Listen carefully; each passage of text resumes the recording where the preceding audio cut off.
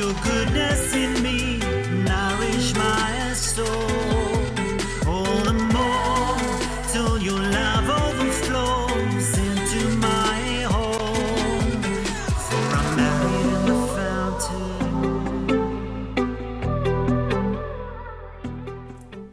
Good day and welcome back to Marriage in the Fountain. And I'm again sitting with Lizette, my lovely wife, and it's a privilege having this particular conversation with her, speaking about a prophetic view of my spouse. What does that mean?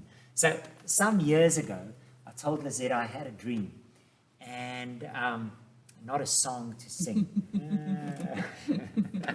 And in this dream, the Lord showed me Lizette with me in heaven. And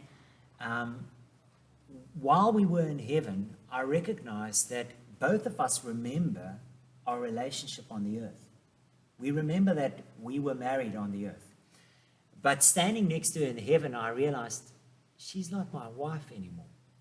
We're brothers and sisters together in Jesus. And I realized how remembering our relationship on the earth impacts our relationship in heaven. And as I woke up, I had tears in my eyes. It was just such a real experience in the spirit, in this dream.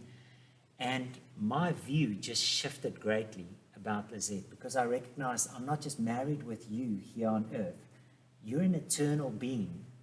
And both of us will, for all eternity, be in relationship with our God. This relationship is going to change as we step into eternity. But our relationship with Him is going to increase in intimacy. And it's been before that, but especially after that, it impacted the way in which I saw my wife. And the way, particularly, in which I listened to the words that God speak about Lizette. I don't know if you just want to touch on how do we work with prophetic words in our relationship? Okay, yeah. So in the beginning, it was... I was going to say, I think when we got married, it was more, stuff that had been spoken over you before, or that you've heard from other people. Yeah. I grew up in a more conservative background, so it was all very new. Yes, just to say, also for me, Yeah. I just happened to be around this church circles a bit earlier, but I also had to grow in this. Yeah, but just it was I knew the words were true, so Yes. it was stuff like you knew you were going to be a pastor and stuff like that. So it was, when we got married, that was easy to pray into, I almost want to say. Yes.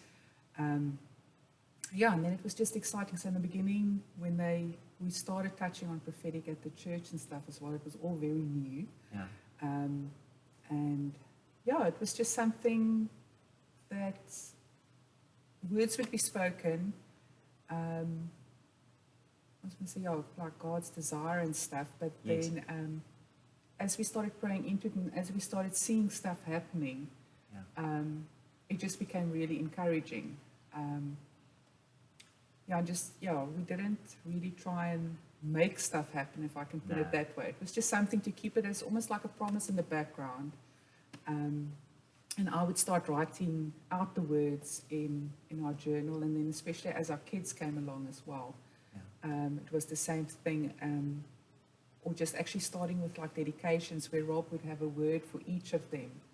And I mean, they were still so small, they were 2 or 3 months old at the time. Yes. And then as they grew up, and you just saw a lot of it, it was the truth. Or you could see little snippets of it, of the promises that there were, to see that in it. But so we started writing down. We normally get a recording at church here.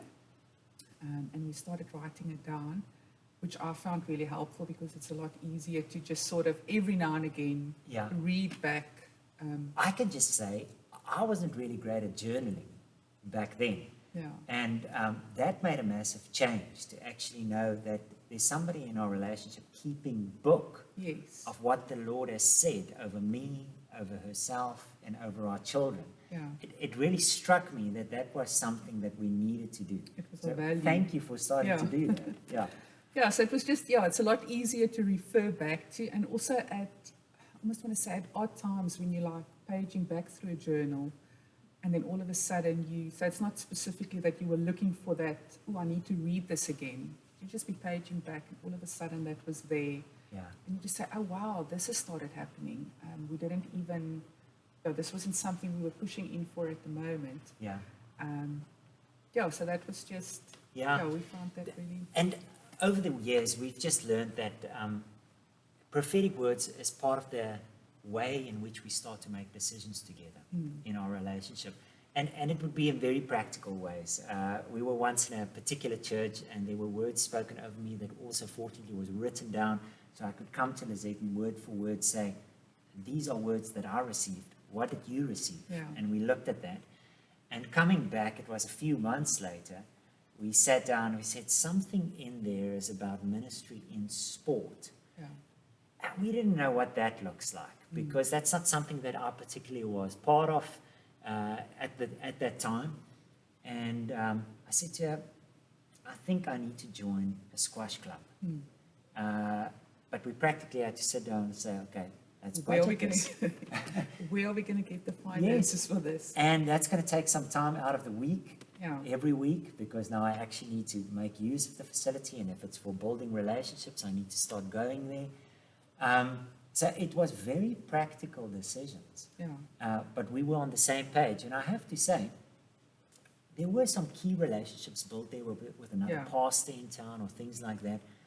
I don't see the long-term outflowing, so whether that was the full fulfillment of that at the time or not, but we were on the same page, and we were willing to say, all right, We'll give it a go. we'll actually spend on this. We'll Yeah. actually put time into this because God has spoken in that direction. Let's have a look. Yeah. Yeah.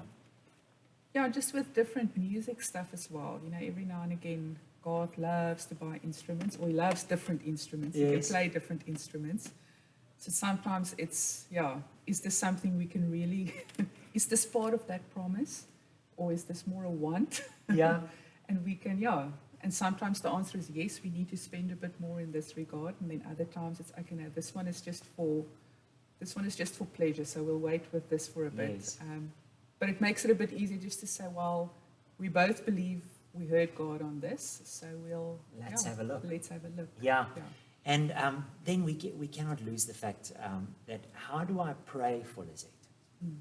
And how does Lizette pray for me? Prophetic words changes that completely. Knowing what God says about my wife is key to how I pray for my wife. Because otherwise I'm disagreeing with God. Yeah. And that's not very helpful. But if I come in alongside and say, God, I've heard you say these things about my wife. So I pray for the fulfillment of those things because I know it's your desire for her. It's your plans. That's how you made her. That changes it completely.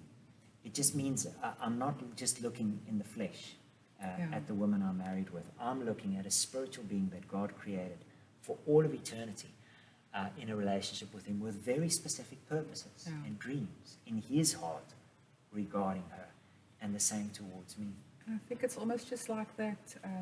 Is it in Ephesians with the? No, it's not in Ephesians. The one where you have to present me blameless before Yes, God. it is in Ephesians chapter 5. Yeah. Yeah. And it's almost just that as well. So as much as you have to help me along and say, what can I do to, what is God's plans for me? Yeah. And how do you support that? It's the same the other way around as well. I don't have the big responsibility of presenting you blameless. But it's still that, recognizing God has specific plans for you, and am I hindering that? Am I keeping you from it? Or am I actually encouraging it? Yeah. Am I a support along the way? And my last encouragement I just have to put out is, man, it's exciting to walk in prophetic words together in marriage. It makes life really filled with expectation because God's dreams and plans are always bigger than ours. It requires great faith. It requires unity from us to say, yes, we've heard God together, let's go. And that's when we see the miracles happen. We see lives change around us. We see a bigger, more exciting plan for the two of us. And then we